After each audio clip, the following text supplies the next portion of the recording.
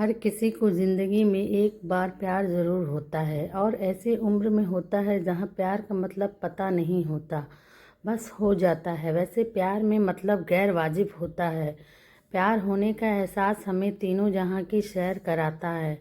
हम ख्वाबों में अपनी दुनिया बसा लेते हैं। हमें महबूब के अलावा किसी चीज़ से मतलब नहीं होता।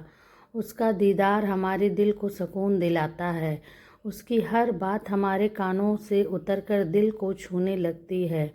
उसकी हंसी मानो सारी दुनिया की खुशी समेट कर हमारे आंचल में डाल दी हो। उसका रोना जैसे खुदा की रुसवाई। उसका चलना रुकना फिर चलना दिल के तार छेड़ देती है। झुकती पलकें लज्जा का एहसास दिलाती है।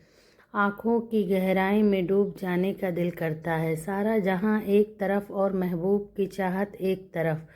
कुछ ऐसा ही हुआ था मेरे जीवन में। उन दिनों में अपनी नई जॉब की सेवा में था, तो छोटी डिस्ट्रीब्यूशन कंपनी अकाउंट असिस्टेंट के जॉब में वैसे कोई चैलेंज नहीं था।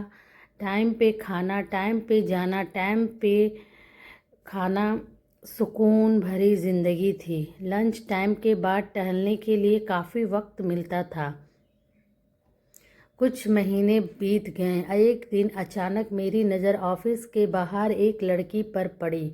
मेरा लंच टाइम और उसका वहाँ से गोइंग टाइम लगभग एक ही था। मैंने कभी गौर से उसको देखा नहीं, लेकिन आज अचानक नज़रें मिली और लगा सारा जहां मिल गया। फिर ये सिलसिला चलता रहा। प्यार व्यार कुछ पता नहीं था। उसका दीदार मेरी ज़िंदगी बन गई थी।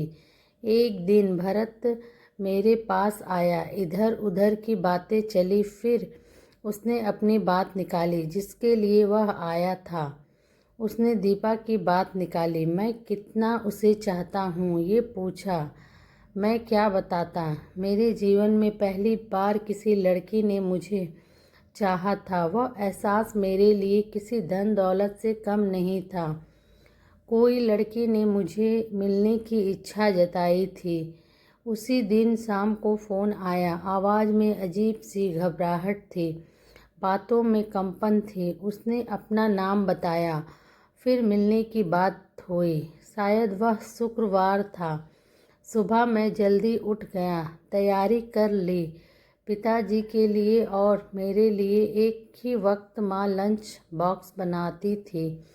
मेरे जल्दी उठने का कारण पूछने पर ऑफिस का नाम बताया। आज मुझे उसे मिलना था।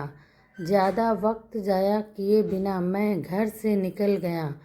बस की बजाय मैंने ऑटो से जाना पसंद किया। 20-25 मिनट में मैं टाइप राइटिंग कमर्शियल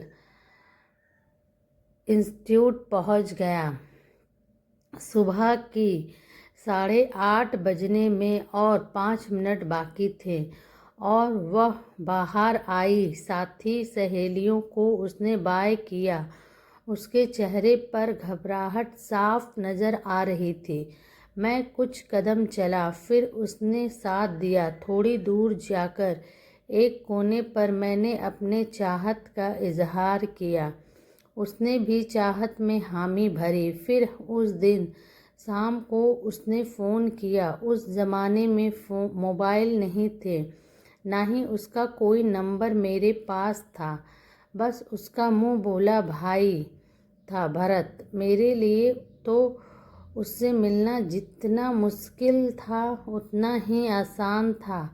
अब मैं अपना लंच जल्दी लेने लगा। फिर वॉशरूम जाने के बहाने हम लोग 5 मिनट के लिए सही रोज़ मिलने लगे। नज़दीक ही कोई इंडस्ट्री में वह काम करती थी। आप इसे प्यार कह सकते हो या नहीं ये मुझे पता नहीं, लेकिन वह प्यार भरा एहसास ज़िंदगी बना देता है। उसकी सहेलियों को ये बात पता चली। कहीं घूमने का प्रोग्राम बनाना था तो जुहू बीच जाने की बात हुई। उस दिन हम लोग खूब घूमे, ढेर सारी बातें हुई। मौज मस्ती में शाम ढलने लगी तो पाँव वहीं रुक गए। लेकिन जाना तो ज़रूरी था। हम साथ चले, लेकिन हम सफ़र ना हो पाए। दिवाली की सुबह हमारी कंपनी चालू थी। सबको बोनस और मिठाइयाँ मिलने वाली थी। नए कपड़े पहनकर मैं भी ऑफिस पहुंचा। दीपा की छुट्टी थी। मौका पाकर एक मिठाई काजू कतली मैंने उसे खिलाई। वह दिन आज अच्छा चला गया। हम ऑफिस से निकल ही रहे थे तो फ़ोन की रिंग बजी। मैंने फ़ोन उठाया। बड़ी दर्द भरी आवाज़ से उसने कल की मुलाकात की तारीख तय की। उसकी परेशानी उसकी बातों से मेरे दिल तक पहुंच रही थी। आज हवा का रुख बदला बदला नज़र आ रहा था। कल के फ़ोन कॉल को लेकर मैं रात भर ठीक से सो नहीं पाया। इसके कारण सर चढ़ा हुआ था। आज ट्यूशन नहीं था। कुछ ही देर में वह आई। फिर हम एक होटल में चाय पीने बैठ गए। हम फिर नहीं मिलेंगे। घर पर पता चल गया है। मेरी बड़ी बहन ने रेलवे ट्रैक पर इसी चक्कर में सुसाइड किया था। मुझे तो कुछ पूछने का या कुछ बताने का मौका ही नहीं मिला। ना तो कुछ बात बन पाई। वह चली गई। मैंने उसे रोका भी नहीं। वह क्यों चली गई मुझे पता नहीं।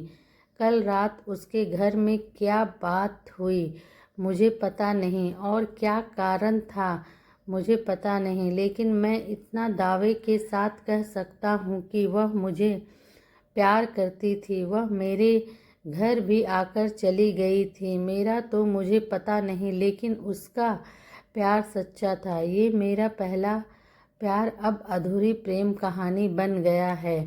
आज मैं लिख रहा हूँ उस पुरानी यादों में खो चुका हूँ। सो फ्रेंड, आपको ये एक छोटी सी स्टोरी कैसी लगी?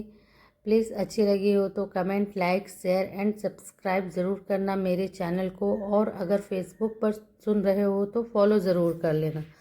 Thanks for watching.